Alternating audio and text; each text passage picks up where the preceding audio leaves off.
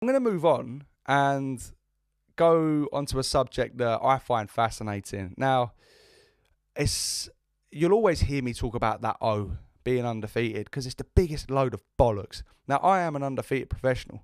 I've only had 8 fights so far, but as soon as an opportunity comes to take a risky fight, I took it. Ultimately, I won, and it ended up being a really good fight. But I learned so much more from taking that hard fight than I would have fighting 3, 4, 5 more journeymen. Now, journeymen you have to fight sometimes, shake off a bit of ring rust, whatever. But I think nowadays there's such a high... There's so much on the O staying undefeated that it does my head in and it stops the big fights from happening. And fans just jump on a fighter as soon as they lose. As I've already touched upon, the sport is about how you come back from adversity, how you come back from a defeat, solidify your greatness. However, when a fighter is so unbelievably dominant and unbeatable that they just beat everyone in their prime, that is special. Ultimately, they may lose after that streak, but throughout history, there have been so many epic, just unbelievable undefeated streaks. So I'm going to cover 14 of the greatest unbeaten streaks in boxing history. Now, what it is worth noting is that most of these fighters inevitably lost, or pretty much all of them faced top fighters in their prime. So going undefeated over 20, 30 fights now and not fighting anyone, that's not what this is about. This is about fighting the best of your era and just absolutely dominating. So without further ado, let's go. Starting off at number 14, I'm going to go with the original greatest Mexican of all time. A guy that was around in, I believe, the 60s or the 70s. And it's Ruben Olivarez, just a bona fide puncher, an exciting knockout artist who went unbeaten across his first 62 fights. He had a record of 61-0 with 1 draw. However, it's worth noting that he had 58 knockouts at this time. Bantamweight champion in probably the most stacked bantamweight era ever.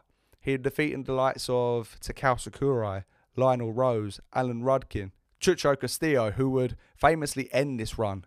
But Olivares was just a beast, going undefeated in his first 62 fights. Originally the greatest Mexican of all time before the emergence of Salvador Sanchez and, of course, Julio Cesar Chavez. Maybe when Canelo Alvarez is done with his career, he can push that status.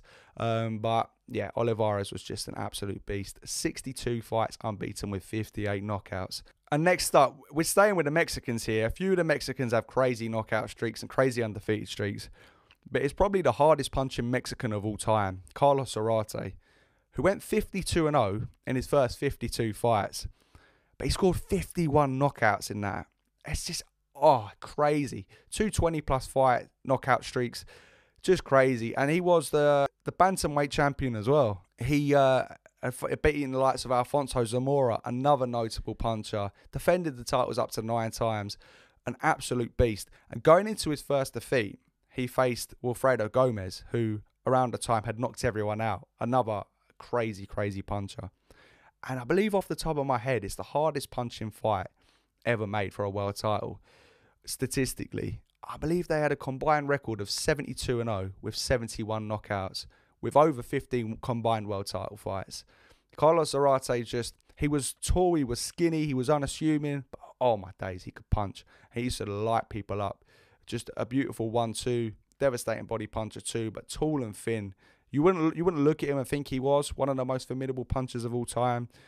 Oh my, he was devastating. Retired with 66 wins and 63 career knockouts. One of the all-time great Mexicans of the 1970s. And then, of course, you got Joe Calzaghe, 46-0. Calzaghe's resume is pretty good, actually. It's pretty stacked. I think some people tend to overrate it because of the names. Like Roy Jones, for instance. I think Roy Jones has passed his best. But, and like guys like Mikkel Kessler, Chris Eubank, Jeff Lacey, who, you know, didn't really go on to do much, but maybe that's because Calzaghe beat it all out of him.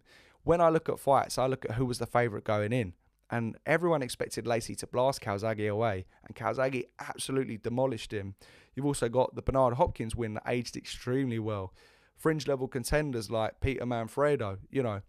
You do have the lots of the European title defences at super middleweight, which are lower level competition, but the big names and the consistency to stay on top for over a decade and remain undefeated is phenomenal.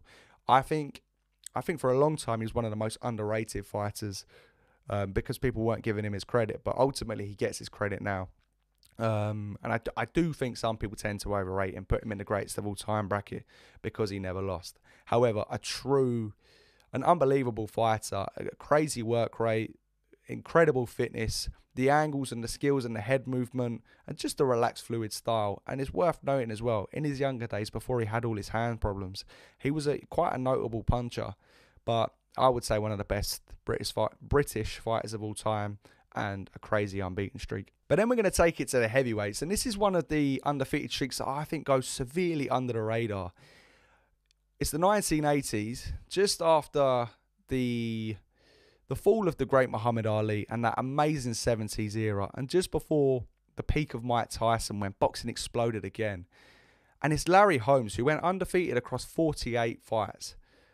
He went 48-0 as heavyweight champion, reigning across 7 years, I believe, off the top of my head, making 20 title defenses successfully.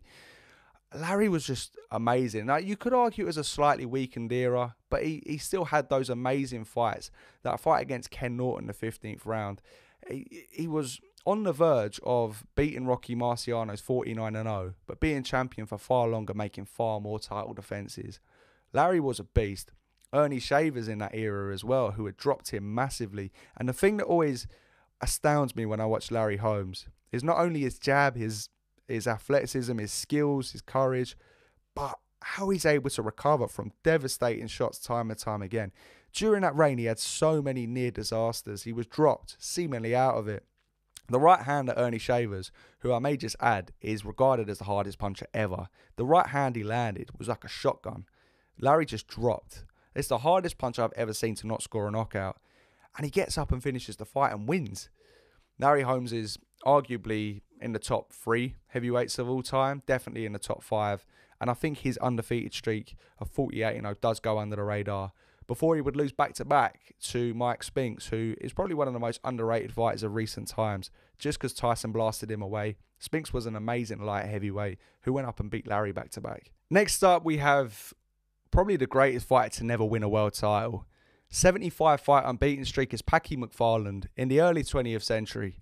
Now, he never actually got a title shot, but he was one of the most skillful fighters ever. Beat the legendary Jack Britton, who was a Hall of Fame champion. Beat quite a lot of the champions.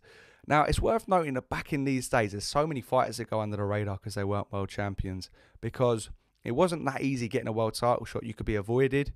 The champion could even give you a title shot, and if you beat him and you didn't knock him out, you wouldn't get the title. But McFarland he's got so many legends on his resume, undefeated across 75 fights. But we have to move on to one of the most iconic ever.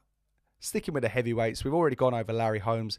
It's the only undefeated heavyweight champion to retire with a 100% win ratio, and it's Rocky Marciano's 49-0. Now, Rocky was the man. The thing I love about Rocky, right, is he done all of this from learning how to box later in his life. He was a late starter because he loved baseball. He wanted to play baseball. He started boxing at 23, I believe. And within less than 9 years, I think it's 9 years, he had his whole amateur career and his whole professional career and cemented himself as one of the greatest boxers of all time. 49-0 with 43 knockouts. An unbelievable puncher. A relentless fighter. The thing I love about Rocky is he had almost every physical disadvantage for the division. He was small. He had the smallest reach. He wasn't really the most technically gifted. He had to wear a lot of shots and he had to get in close against legendary punchers to win. And he had so many imperfections, but it was Rocky who used that thing we've all got, spirit, courage, determination, and a willingness just to get yourself in crazy shape. It's him who has the perfect record. And there's something fascinating about that. Rocky's 49-0. He was champion from 52 to 56. Only made a few title defenses, but beat some legends. Beat the great Jersey Joe Walcott. He had to climb off the canvas as well to secure a 13th round knockout. It's one of those biggest what-ifs because, not biggest what-ifs, but it's one of the best comebacks ever, because if he wasn't able to clock Walcott in the 13th round, he wouldn't have won because he was so down on the cards. And it's the most iconic right-hand knockout I've ever seen. And then blast Walcott away in the rematch. Beats Cesar Charles twice, comes back on the verge of losing to Charles with his nose split. And obviously the great Archie Moore, amongst others as well. But those are his standout wins. And people do say to you, oh, don't, Rocky Marciano's overrated. All of his opponents were old. But, Walcott was a late peaker. He just knocked out Ezard Charles, who, similarly had just knocked out Bob Satterfield, Ezard Charles. These guys were in very good form. And Archie Moore, who was in his 40s, was champion for like another 6 years at light heavyweight. So these were all top fighters, and a lot of them were late peakers. Charles was slightly past his best, but still a formidable fighter. And Rocky Marciano's 49-0 is just iconic. Then, of course, you've got the most famous one in recent years is Floyd Mayweather's 50-0. Now, 49-0, 50-0, however you want to slice it and dice it. If you want to put Conor McGregor in there making his debut, it was an official pro fight. But, I guess if it was when Mayweather was 15-0 and he fought a debutant, you wouldn't really question it. But to do it and be the one that beats Rocky Marciano's 49-0, I don't know. There's something about that. Anyway, Mayweather's 50-0. What you can't argue with is the quality of the competition within that. 23 world champions, defeated great fighters, Oscar De La Hoya, Manny Pacquiao, Canelo, Miguel Cotto, Diego Corrales. There's so many. I'd sit here and name it for like another 2 minutes, but, it's been spoke about so much.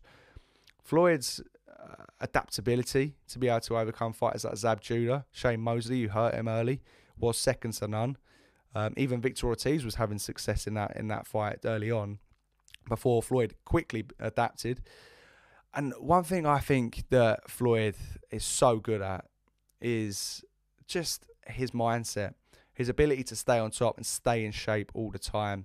I don't think there are many fighters ever that had that same work ethic as Floyd. There are definitely a few, but in recent years, there's none. He was just unsurpassed, and just his desire to stay on top, stay undefeated, and of course his defensive skills as well. We can't beat past that. Back in the day, he was the complete package when he was Money Mayweather because he could punch as well and he was sharp.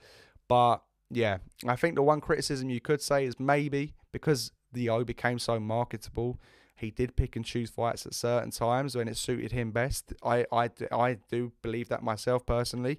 However, I think he overrides that with some of the riskier fights he did take in his prime. There's risk in every fight, but a fight against the likes of Diego Corrales, when he took that, Corrales was a beast.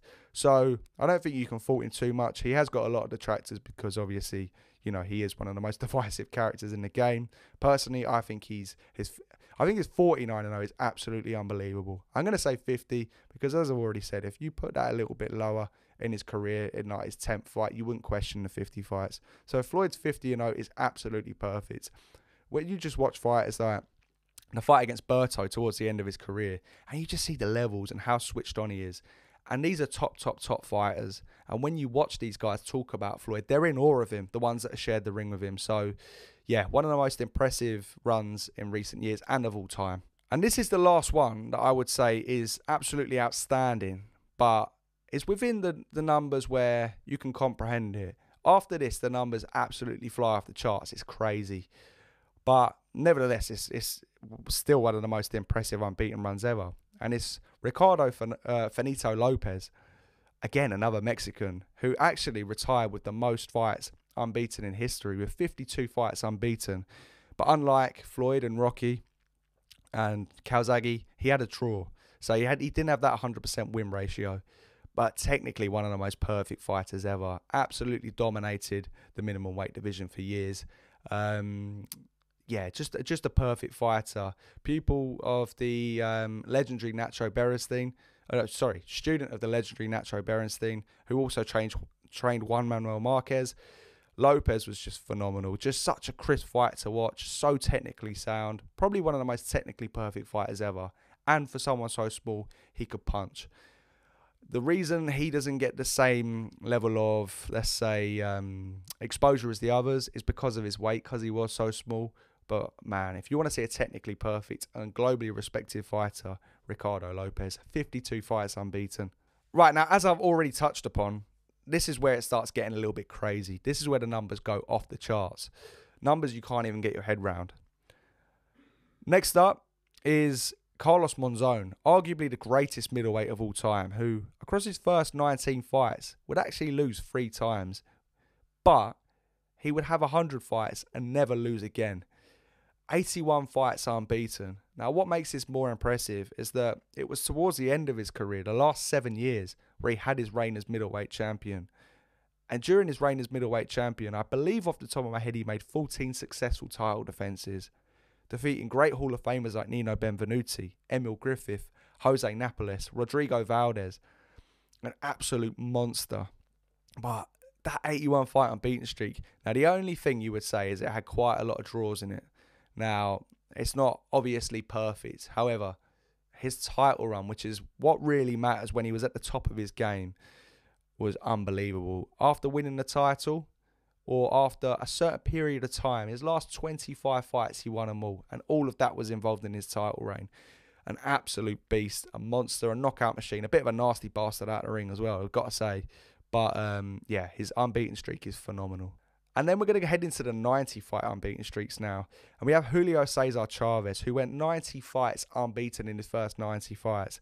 Now, I believe off the top of my head, he'd had 27 world title fights in this run across 3 different weight divisions. Obviously had the one draw, which, let's be real, against Benel Whitaker, it was a loss. But that was way towards the end of it. That was when he was 80-odd fights in. You also had that controversial win against Meldrick Taylor, which, however you slice it or dice it, is a knockout win. If you stop your opponent at any time in the fight before the final bell, it's a knockout win. However, it's absolutely massively controversial because there was like 2 seconds left. But one thing you'll hear people say about Chavez's unbeaten streak of 90 fights across 3 weight divisions is that all he fought was bums. And it's just absolute nonsense. It's complete and utter bollocks because he boxed so many great fighters in that. He defeated, obviously, Meldrick Taylor, controversially, but guys like Hector Camacho, Jose Luis Ramirez, Roger Mayweather twice, Sammy Fuentes, Greg Horgan, Juan Laporte, Rocky Lockridge, Edwin Rosario. Like, there's just so many great fighters in there that he beat. It's absolutely phenomenal. And the way he fought as well, just chipping everyone down so clinically, so perfectly. His unbeaten streak is the most legendary one in recent years, going 90 fights unbeaten, fighting all of those competitors across 3 divisions, even 4 divisions, because he boxed Benel Whitaker at welterweight. I do think he lost that fight, I've got to be honest with you, so I do think the streak should be 87-0 or whatever it is. But yeah, just unbelievable. For the next one, the numbers aren't as high individually, but it's 2 undefeated streaks. The reason it's so important is because it was simultaneous, back-to-back. And it's the great Willie Pep. Now, this might be the craziest of them all. There are still some crazy ones to come, I must say. But Willie Pep went undefeated across his first 62 fights. Winning the featherweight title, beating an array of top-level talent across his era. And he was just the greatest defensive fighter of all time. Before losing to Sammy Angot 62 fights in. After losing to Angot, he had a record of 62-1. He would then win his next 72 fights. And this one's even more impressive because he would regain the featherweight title and rule basically for close to just over half the decade, beating everyone around.